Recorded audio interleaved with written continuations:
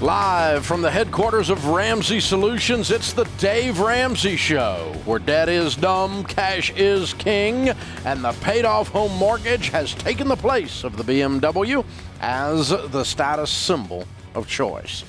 I'm Dave Ramsey, your host. This is a show about you, your life, your money. It's about you winning out there in the marketplace. Open phones at 888-825-5225. That's 888-825-5225. One of my favorite new hobbies here on the air is to take calls from those of you that have managed to end up in the millionaire column. You have become a millionaire. A millionaire is someone who has $1 million, $1 million or greater net worth. That is calculated by what you own minus what you owe. So when you hear idiot politicians say things like a millionaire this and a millionaire that, and people make $1 million a year, making $1 million a year has nothing to do with being a millionaire. That's a politician that's an idiot, which is really not hard to find. So, or it's a friend that's an idiot, and sometimes those aren't hard to find. I don't know what they're talking about. And so a millionaire is someone who has a $1 million or greater net worth. And I've been studying those folks. And I've been putting out, been doing millionaire theme hours and, letting you hear from them how they did it so that if you're not one of those yet, you can get to be one. Now, does it matter that you're a millionaire or not? No, it doesn't matter. God loves you either way, but it just gives you options. Options to change your family tree, options to retire with dignity, options to do Christmas wherever you want to do Christmas. You don't have to choose. One of my goals, a friend of mine used to say this years ago, he said, I want to make enough money that I can finally go into a restaurant and read a menu left to right. Most people read menus right to left, don't they? They start with the price and then they figure out what they're going to get. I want to build enough net worth that I can just order what I want in a restaurant, and then I'll look over and see what it costs. I don't look at it and go, I want the cheaper chicken. I want the cheaper chicken every time. Give me the chicken. It's what's your special, Instead, I'm just going to have a meal and pay for it. And, it takes a lot of money to get to where your brain comes loose and allows you to do that. Because, we practice frugality, we practice conservative financial habits in order to get there. And then when we get there, the old habits die hard. And, there's an art form to enjoying your money. And part of enjoying your money, of course, is outrageous generosity, which is the most joy you'll ever get from money is actually giving it. And as I've been doing this millionaire thing and pushing out, I've gotten lots of attacks from the haters and the trolls and the blogs and the crazies that are out there. And, I've often thought about this. What is the role of this show? And I had a guy speaking to us this morning.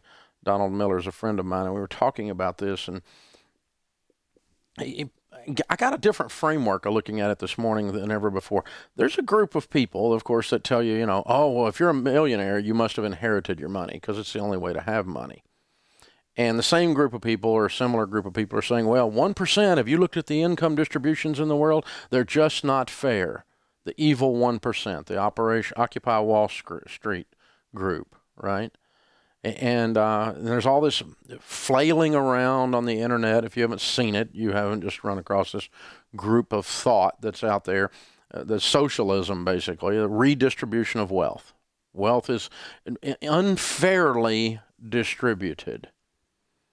Another lady that writes hateful articles about me pretty regularly says, Dave just does not understand that there are structural problems with the economy, which is a liberal's way of saying you're trapped, you're a victim, you can't get out unless policies are changed in Washington to allow you to win. That's basically what she's saying. Structural problems with the economy. Systemic is another word that's often used. If you hear structural problems with the economy or systemic, these systems are broken. In other words, there are unseen systems at work, and, the little man can't get ahead is the way they used to say it in my neighborhood. You just can't get ahead. The big corporations, I got a relative, just the corporations. He didn't even know what a corporation is, and he's just yelling about corporations in vague boogeyman sense. The corporations, Wall Street, Wall Street, Wall Street, Wall Street, and don't even know what that means. but just has this vague sense that there's a boogeyman out that's got him trapped, and you can't get ahead because this boogeyman is out there. The difference in the people that believe that way and what we believe on this show is those people think you are a victim. I don't. I think you're a hero.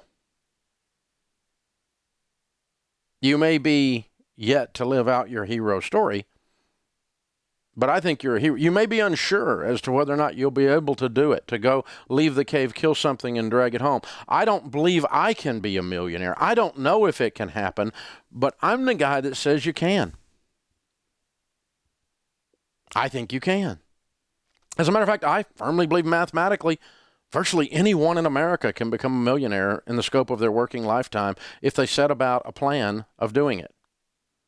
I don't think you're a victim, and I don't think there are systemic and structural problems with the economy that only socialism or wealth redistribution was the only way you will be allowed to build wealth. And that's why I continually remind you that people who think of themselves as being heroes in their own story, meaning they believe they can win, they're the ones that start from nothing, and 88%, 9 out of 10 of America's millionaires are first-generation rich. They did not have a silver spoon. They did not, a lot of them had very humble upbringings. And the kid that lived next door is still in humble, and they became millionaires.